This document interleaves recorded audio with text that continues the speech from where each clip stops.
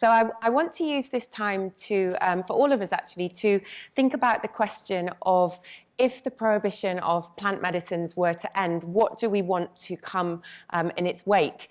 And I think it's really important to be clear about what we want to avoid and to kind of recognize that how change manifests will be really, really strongly affected by how the cause for such change is made. And so, given this, it's a little bit worrying to me that drug policy reformists often call for change by implicitly buying into the lie that is at the heart of prohibition, which is basically that the state has the right to control what we ingest, with their rhetoric that, yes, drugs are potentially harmful, but the prohibitive system is only making this worse. And so what we need to do is replace it with a system of stringent governmental legal regulation. And thinking about that, if that is what we bring in, then if we break those hypothetical rules in the future, we'll still be breaking the law. So we run the risk that we're really just bringing in a watered down version of the system that we already have. So I think it's important to be careful what you wish for, to make sure that we don't kind of jump straight out of the frying pan into the fire and not go straight from criminalisation into a system of strict governmental legal regulation. So I think we need to resist any framing of the narrative which tacitly suggests that prohibition is an acceptable model and that any kind of retraction from this model is almost a favour that's being afforded to us. And rather, I think we want to come from the premise, our sort of foundational principle should be this unapologetic assertion that the drug laws are draconian, that they're unsuitable for any civilized liberal democracy, that they need razing to the ground, and that we need to build a new system that is premised in the recognition of our right to alter our own consciousness, our right to cognitive liberty. I think we need to kind of start from there. And I think if we don't stake this claim, then we kind of run the risk that even if prohibition ends, all of the psychedelic underground, all of the plant healers who are currently working in the psychedelic underground won't simply be able to sort of emerge like blinking into the light and carry on with their plant medicine practices as before, just sort of minus this looming threat of criminalisation. That a lot of people who are currently performing ceremony and doing incredible work will be frozen out of a system of strict regulation if its requirements are, for instance, tricky to abide by or potentially very, very expensive to comply with. And just as an analogy, we're seeing this dynamic in action already. So we've got this phenomenon whereby corporate players in Wall Street are making a killing out of the legalization of cannabis in some states in the US, whilst those from more marginalized communities are still being imprisoned for selling the exact same plant because they don't have the kind of capacity to comply by the regulations. So what we have here is this kind of potent example of social injustice, and it also leaves us in this really unpalatable situation where people who see cannabis as a commodity are reaping the benefits of legislative change, whereas those with a kind of long-standing relationship with the plant, those who perceive it as a sacred herb, continue to be persecuted. So I think we need to learn from that. We don't want to repeat this pattern in relation to the other plant medicines. Another example, kind of thinking about the fact that if we bring in a system of strict regulation, that will presumably include some sort of licensing system, and thinking about the question of who should be responsible for giving out licenses to those who are holding plant medicine ceremonies. What will kind of getting a license entail? And if you think about how traditionally in indigenous societies, we have more of an idea of kind of like a divine calling to be working with the plant medicines. We have these lengthy apprenticeships, this, lineages, and it's a long way from this idea of any kind of like certifiable course in shamanism. Also the fact that a lot of the people who hold ceremony in the UK and indeed in various places around the globe, they're often visiting indigenous medicine workers. And so thinking about how they would fit into any regulatory system, and it's something that will need to be resolved, but I think suffice it to say that any system that excludes the originators of this work due to kind of different Western conceptions as regards what constitutes legitimacy would be profoundly problematic. So we have these kind of issues of power, issues of authority that are really, really kind of palpable here. I think another very real danger is that the prohibition of plant medicines could end only for them to be medicalized, just to kind of fall under the strictures of that system. And I think the plant medicines make for a really, really uneasy fit in the medical model. And we also need to think really carefully about whether or not we want them to fit into this model. So, lest we forget, the reason that so many of us are turning to shamanic modalities to help with things such as depression, addiction, so on and so forth, is because Western medicine, for all its undeniably incredible achievements, isn't very good at dealing with malaises of the mind. And the plant medicines, we use the word medicine, but they're obviously not medicines in the sense in which that term is typically understood in the West.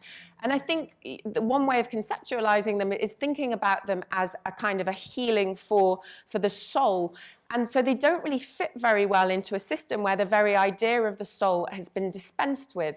But I think it's perhaps this dispensation with the soul that's the reason behind Western medicine's failure to deal effectively with mental health issues, most of which I think are rooted ultimately in a spiritual disconnection. And so we need to address this spiritual dimension in order to resolve the issue. So to put it another way, you can't expect to successfully medicalize yourself out of an existential problem. And I think, the plant medicines, they can open our hearts back up, hearts that we've maybe shut down, we've armored off in response to trauma, in response to life. And it's this like reopening to love that leads to true healing, not just the suppression of symptoms that's effectuated by antidepressants. And of course, we're well along the path towards psychedelics being subsumed into Western medicine. And I'm certainly not saying that there's no place for the medicalization of certain psychedelic substances. In fact, I think maybe it's the ideal system for some people to access them. And I'm, just to be clear, I'm in awe of and I support the work that's being done by MAPS and kind of equivalent initiatives in the UK moving towards this. But I just think that this isn't and it shouldn't be the only way. So psychedelic psychotherapy is a great improvement on the incumbent model, and it seems to work terrifically well with, for instance, with MDMA, with psilocybin, and this kind of clinical approach with synthetic substances, it's not what some people need, and it's not the appropriate setting for the plant medicines, which are inseparable from the context in which they're taken. So the magic of ceremony is about the medicine, but it's also about so much more. It's about the intention of the individual drinking. It's about their relationship with between them and the healer. It's about the sense of the community with the other people in the circle. It's about the transformative soundscape, and so on and on. And obviously, unlike with Western medicines, it's not just this kind of passive process. We're not sort of sitting back and waiting for the pill to work its magic.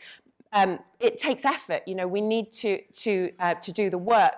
And plant medicines are part of a process that continues as we integrate the lessons that we've learned. And this is a process that, it unfolds over time and in ways that are, in fact, often really, really difficult to trace and are often surprising to us. And it's really just our whole kind of like energetic systems are reconfigured as part of this journey that, in fact, lasts for our entire lifetime. As another example of the kind of the incompatibility of the shamanic model with the medical one. So in Western medicine, it's kind of rooted in this idea of an expectation of predictability of dosage, whereas with the plant medicines, they're inherently unpredictable on this front. And so we're seeing here this real sort of clash of paradigms. So if you think about brewing ayahuasca, that's viewed as a healing art form from the perspective of plant medicine practitioners, with the plant spirits, for instance, very much part of this process. Consistency is not what's being aimed for. And I think this illuminates an even more profound conflict between materialistic and spiritual paradigms, which we can't ignore. You know, those who ingest plant medicines are typically perceiving themselves to be in relationship with the plant, but not just with the plant, also with the plant spirits, and then with spirits beyond the plants. So we can't force plant medicine into the same box as Western biomedicine, because there are entirely different cosmologies at play here. And as I say, we don't want to distort the beauty of ceremony to try and kind of force these plants into a model that doesn't work. We don't want to wrench these ancestral plants from their necessary context of chaos magic. We don't want to neuter their inherent wildness in this sort of misguided attempt to render them more palatable. I think we also need to acknowledge that in resisting this, we're likely to be met with some resistance in return. The medical profession has spent many years establishing a monopoly over the right to provide medicines, wresting this power away from traditional healers, and it's not going to hand that power back without a struggle. But I think that rather than approaching this as a fight, we need to acknowledge that there are benefits to both models, that we can learn from one another and create a truly holistic approach to health, and using that term health broadly so that it encompasses the notion of all of us flourishing to our full potential. So, compounding these concerns about over-medicalization, recently we've witnessed what some people view as this worrying trend towards the commodification of psychedelic medicine and knowledge by venture-backed companies, some of whom have somewhat dubious links to some of the most harm-producing institutions of mainstream society. And these companies surely have the plant medicines in their sights. And I think this leads us on to the bigger question of whether we want the plant medicines to be co-opted just to kind of like take the edge off late-stage capitalism, arguably helping to perpetuate it, or rather to fundamentally challenge these systems of injustice that are in large part responsible for the traumas that we're trying to heal.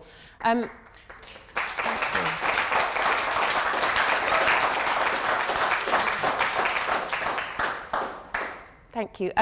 Fortunately, I don't think that the plant medicines are so easy to co-opt, to commodify. They're much more tricksy than that, and they'll doubtless seep beyond the boundaries that people try to erect around them. You know, they help us to reconnect with ourselves, to recognize the illusion of separation from others, to connect with nature, with the sacred, with love. And in doing so, they teach us to find succor from within, rather than trying to fill that endless void with meaningless objects. And as such, I think they're always going to be a threat rather than an ally to those who are the purveyors of meaningless objects. And similarly, in showing us that we're united, they're always going to pose a danger to those who seek to divide us.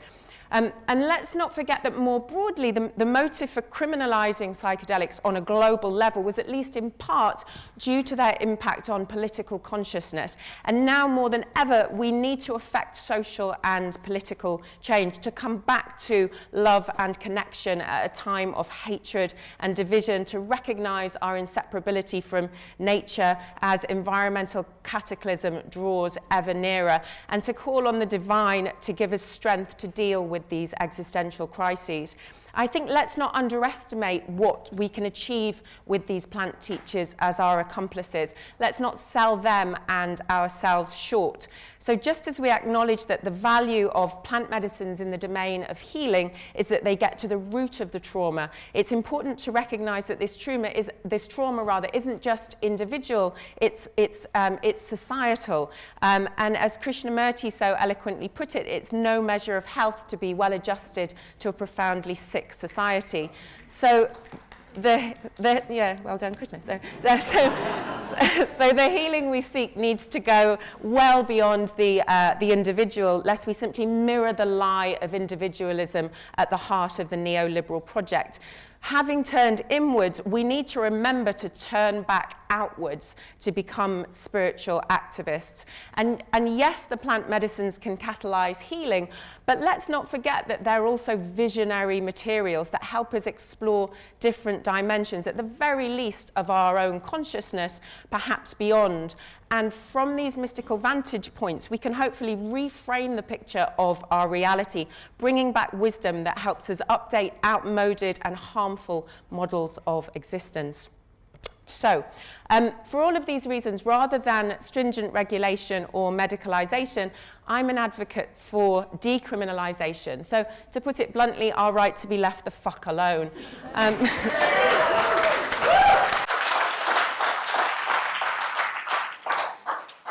So decriminalisation entails repealing the prohibitive drug laws without simultaneously bringing in a replacement system of compulsory regulation. And I think many people want decriminalisation, in our heart of hearts, but we're reticent to say so. We kind of believe that we have to give concessions in order to get them. In my ideal world, decriminalisation would be accompanied by the rise of plant medicine practitioner groups, drawing up their own guidelines, their own protocols that could then be voluntarily ascribed to. So a bottom-up rather than a top-down model shaped by those who know what they're talking about. We need guidance from those with wisdom, not law. My position here is optimistic, possibly even ideological, but I make no apologies for that. I think it's really important to argue for what's believed to be right rather than for simply what's believed to be possible. We need to have a really clear vision of what self-regulated best practice with plant medicines would look like, and then to live fearlessly into that. And I think if we shrink our vision by second-guessing what those in power are going to allow us to do, we're conceding the game. We're giving up before we've even begun. Of course, there's going to be opposition to these ideas.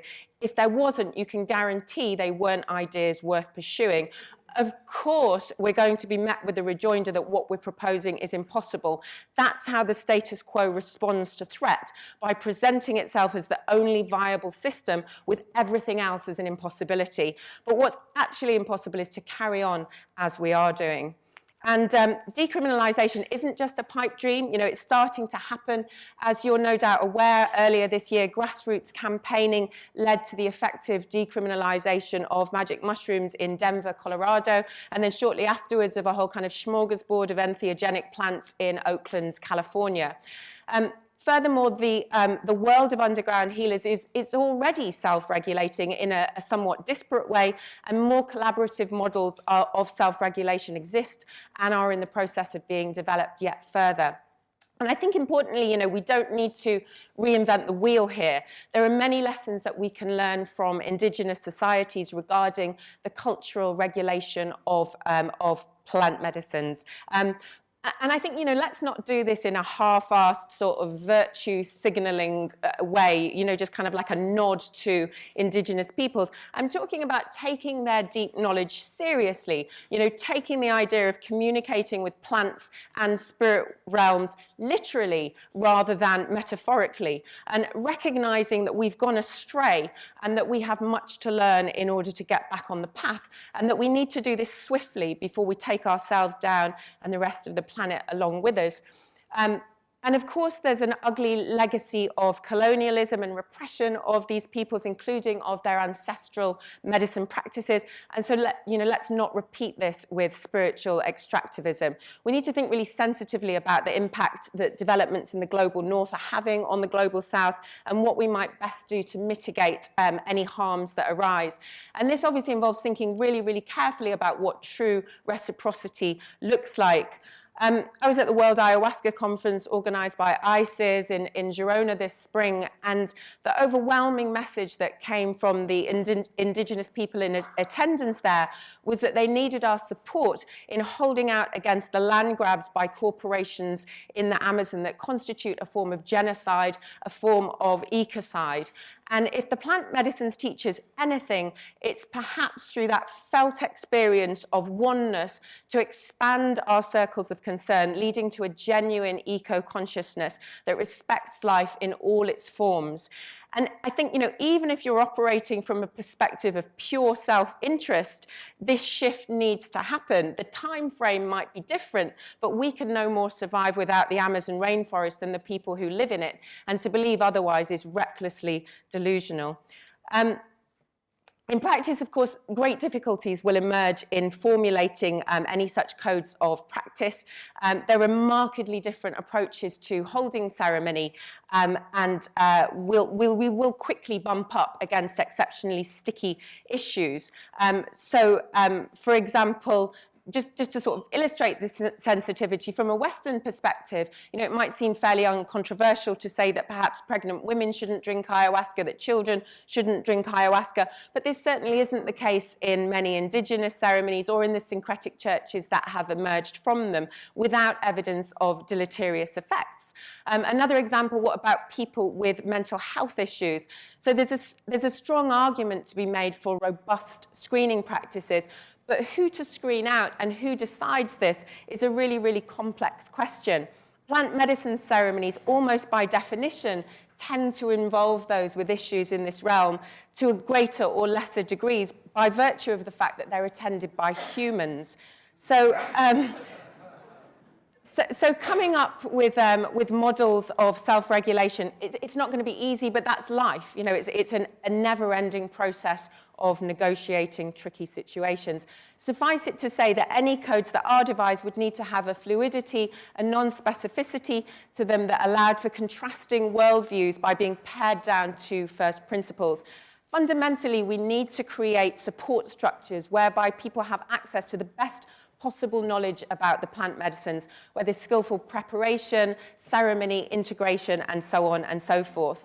And we need to ensure that we're acting in ways consistent with our ethics, with our broader vision for the future, and to hold others to account to behave accordingly. And this kind of links in with the couple of talks that have just been on.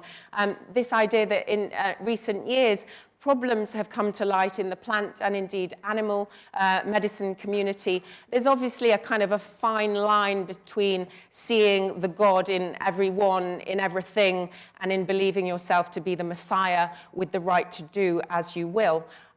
So I think a big question for any collective of practitioners is how to deal with the rogues who inevitably emerge in every field and are perhaps especially dangerous in a setting where they're giving powerfully psychoactive materials to often vulnerable people.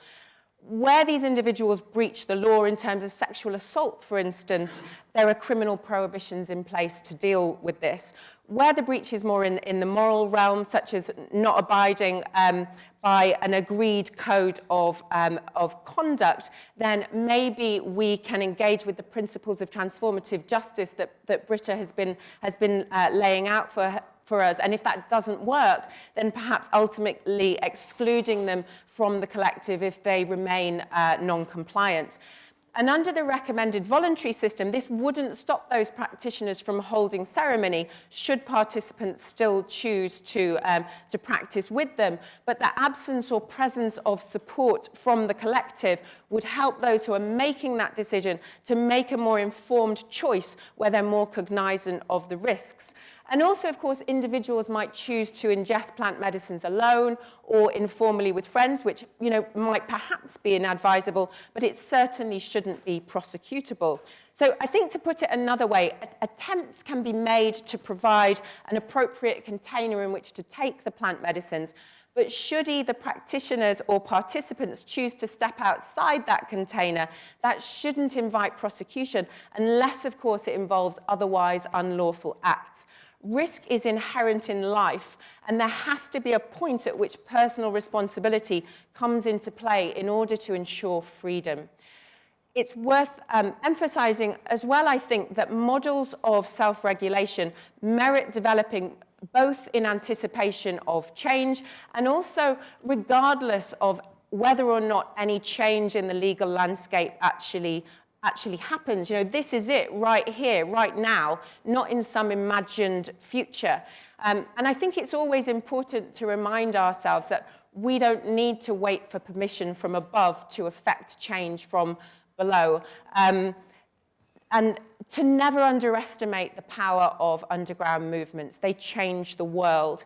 And the existence of the plant medicine underground in all of its glory is testament to that fact. It's a vast network full of, on the whole, advanced souls doing incredible work, helping to guide people into the light. And I just want to finish by thanking those people who, under the current prohibitive model, currently risk their freedom in order that the rest of us might be free.